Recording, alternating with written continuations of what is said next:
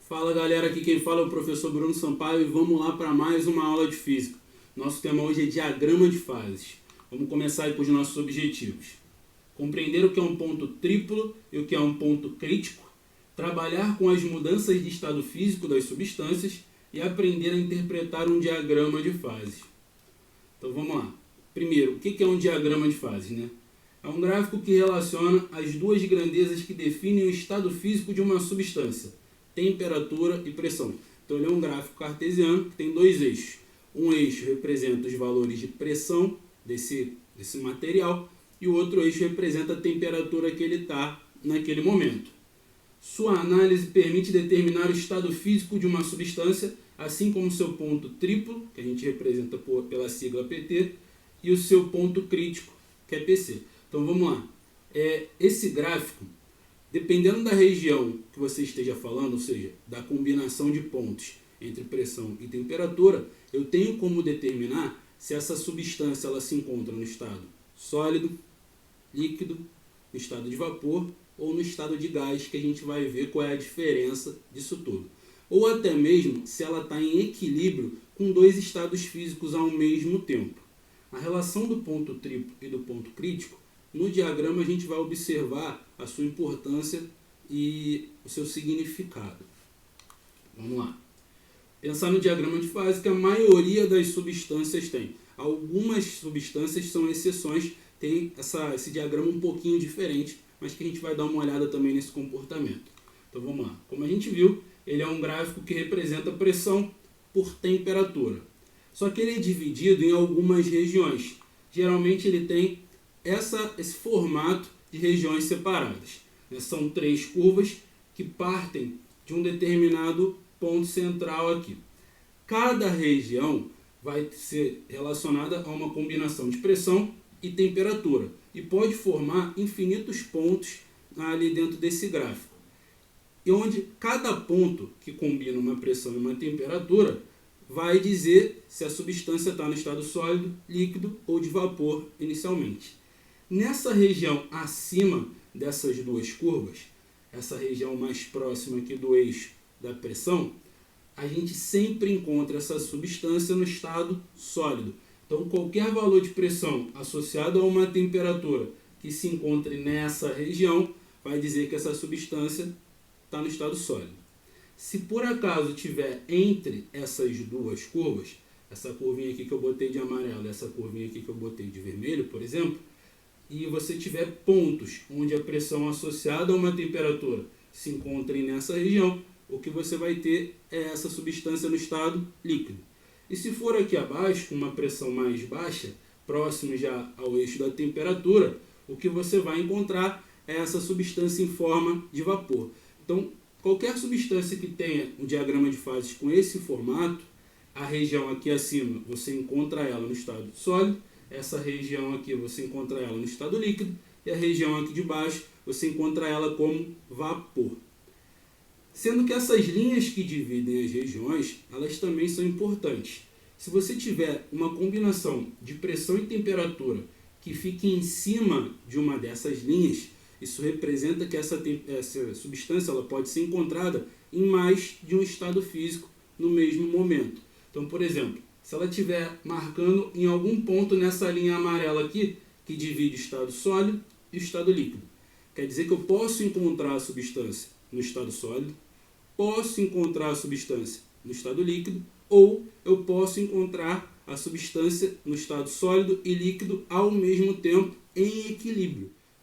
Então essas combinações de pressão e de temperatura que se encontram sobre essas linhas que dividem os estados físicos representam que eu posso encontrar a substância em mais de um estado físico ao mesmo tempo. Então, por exemplo, se eu tiver uma combinação de pressão e temperatura, onde encontre um ponto sobre essa linha vermelha aqui, quer dizer que eu posso encontrar a substância no estado líquido, posso encontrar a substância no estado de vapor, ou eu posso encontrar a substância em equilíbrio nesses dois estados físicos. Mesma coisa essa linha azul aqui, que divide estado sólido do vapor. Quer dizer que eu posso encontrar a substância como sólido, posso encontrá-la como vapor, ou eu posso encontrar a substância como sólido e vapor em equilíbrio. Só que tem alguns pontos um pouco diferentes. Por exemplo, a gente comentou sobre o ponto triplo. O que é o ponto triplo?